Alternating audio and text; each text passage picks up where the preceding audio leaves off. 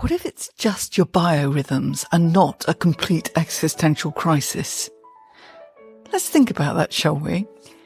If you've ever been in a situation where one day you're absolutely full of energy and you can conquer the world, and then the next day, under similar circumstances, you've decided that you're utterly useless and a complete failure. Well, that means you're human. And all this stuff is going on in your body and mind, isn't it? And they're not disconnected. And just using that idea of biorhythms might be useful to counteract the bad days. But you need to know what we're talking about when we say biorhythms, because it's thrown around a bit.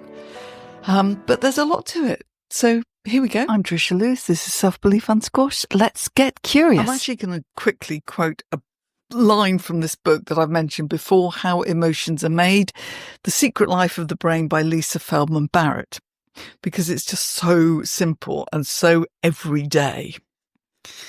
You'll all relate to this. When you feel bad, treat yourself like you have a virus, rather than assuming that your unpleasant feeling means something personal. Your feelings might just be noise. You might just need some sleep. I know it's not so dramatic as everything in the world is going wrong, but it's good advice. And I've really taken this on board because I'm very susceptible to having quite sudden mood swings around the sort of confidence and self-belief stuff. Take, for instance, the other day, I was at the climbing wall, which is a great place to experiment with self-belief, and I just didn't feel like I was doing any climbs well. I thought, I'm not doing them elegantly. I'm not using good technique. I feel weak. I was getting into comparisonitis mode. Oh, look, they're so much better. I'll never be as good as that. I had no oomph, etc.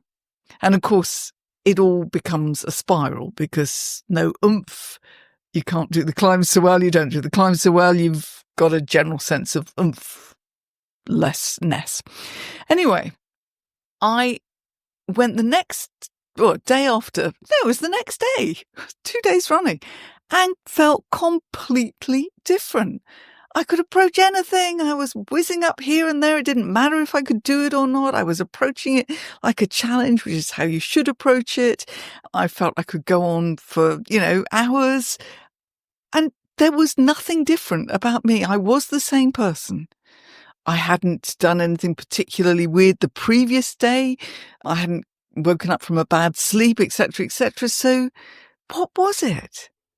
I reminded myself yet again that the temptation to have fallen into the previous day, to have fallen into that spiral of self-doubt, that utterly squashing, useless thing of, I'll never be any good at this. I'm not cut out for this. Everyone else is better at this than me. What's the point? Is, something you need to avoid. To go into that self-doubt spiral is not helpful. You need to grab onto the edge pretty quickly, pull yourself back out, and remember things like biorhythms. So what am I talking about? Well, rather like I just quoted from that book, all sorts of things can affect your mood because your body and your brain are all connected. This is the thing that I've really had to get my head around. And if you are coming down with a slight virus, it could be a really low level little cold that's just floating around. So you haven't necessarily thought, oh my God, I've got a full on bout of flu. You haven't really registered it, but actually, when you think about it 2 or 3 days later, you realize, no wonder I felt like that 2 days ago. I was coming down with this cold, so my body was just in that state.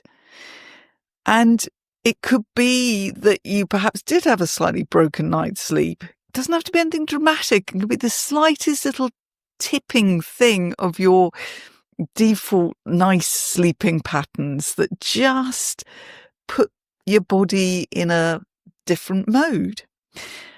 So when we talk about biorhythms, it's a kind of catch-all phrase really for things like the circadian rhythm and the other rhythms of day, hours, the fluctuations, the ebb and the flow. But it's not a fixed thing. If you're human, you will get them. But there's also obviously hormones, and it doesn't just apply to women, although it's kind of writ quite large for women. But it could also be just stress, because your body, that's a physical thing that your body is doing. It might feel like a mental thing, I'm stressed out, but actually, of course, your brain is reading it in cahoots with your body, and it thinks you're in danger, and so it creates more of certain chemicals. And I'm not going to get scientific, but there's this thing that Dr. Lisa Feldman Barrett talks about called body budgeting. And so your brain is connecting with your body, and it's thinking you need more of this, you need to run away, you're in danger, whatever it is. So it will boost certain things. And then if you don't actually need them because you're not actually in that danger, you're just a bit annoyed, then you're all out of kilter. Your sort of chemical stuff and everything is zhuzhing around out of kilter with what you need it to be. And if that is a continuous thing, if that goes on for too many days at a time, it really can cause some really low moods, and it can make you ill. So the whole point of what I'm saying is be more aware of these various quite undramatic things that can cause these fluctuations in your ability to cope with stuff or to approach stuff, or your energy or your resilience generally when it comes to dealing with annoying people at work, or the way you are more likely to quickly flare up in a tense situation in a relationship, or all sorts of stuff. And then the next day or 2 days later, you're in such a different place. And that's what you have to register.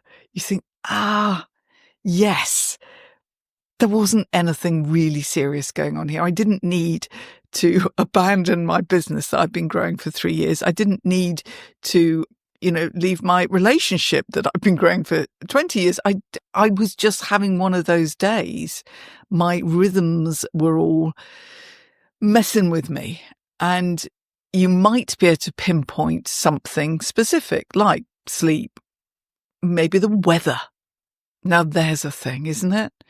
I am definitely affected by the weather. I wouldn't say I'd got full-on seasonal affective disorder, which I know is a serious thing. And, you can buy certain lights and all the rest of it. Again, being aware of it is absolutely essential. But I am affected a bit by the weather. When the clouds are sort of low, I do feel a slight heaviness about my whole brain and body. When it's grey, when it's drizzly, sometimes.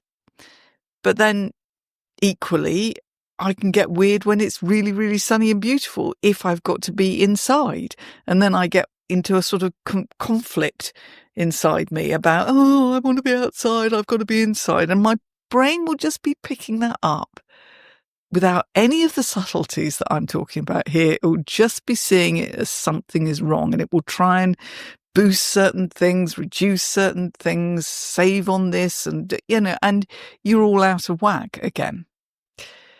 So that's the big takeaway. Don't go. Anyway, don't let me sing. Don't make dramatic decisions based on what is really a temporary state. I'm not saying there aren't states that can go on for longer, and clearly I'm not a doctor. So, if you need help and support, therapy or actual medication, that's another thing. But I'm talking about those quite regular fluctuations that we get. And we can really, this is the funny thing, of course, when you do have those low energy glitches, which is all part of this ebb and flow of your various rhythms, we make it worse because we then beat ourselves up for feeling so useless. And then that sends more messages that something's wrong, and on it goes. So get good with your spotting, get good with your reframing. Ah, yes. It's like if you're nervous before a test or something, you kind of, I read a quote somewhere, get your butterflies to fly in formation. I think it's Joe Dispenza. I'll try and figure that out and put it properly under here. But I loved that image. Nerves. Yes, you're going to have the butterflies. They're going to be there. Don't try and capture them and put them in the bin. They will be there. What you need to do is get them flying beautifully in formation so they're not complete chaos all over the place. So it's a reframe. So don't deny, just observe, try and remember. So you try and grab on before you fall down the self-doubt spiral, and just be nice to yourself. And on those days where your biorhythms are giving you vibes, then yeah, don't beat yourself up. Be nice. Realize that you can come back to this tomorrow and you'll probably be a whole new person and you'll knock it out the park. So that's what I did when I went back the following day to the climbing wall. And that's why I go on about climbing, because it's such a good combo, mental, physical, mindset and strength and challenge and all the rest of it, and flow. It doesn't feel like flow when you're having one of those bad biorhythm days. So that's the point. You forget all of that. That goes all out the window. So yeah, it'll happen. Be nice to yourself. Be aware, spot, get better at spotting, and don't do anything dramatic on those odd days. Now, obviously, if day after day, week after week, you feel I'm in the wrong place, this isn't for me, I just don't feel happy here, then that's another thing. I'm not saying you've got to ignore all of that, but just beware of the blips, the fluctuations, observe. That's it. Stay curious and unsquashed and embrace your biorhythms.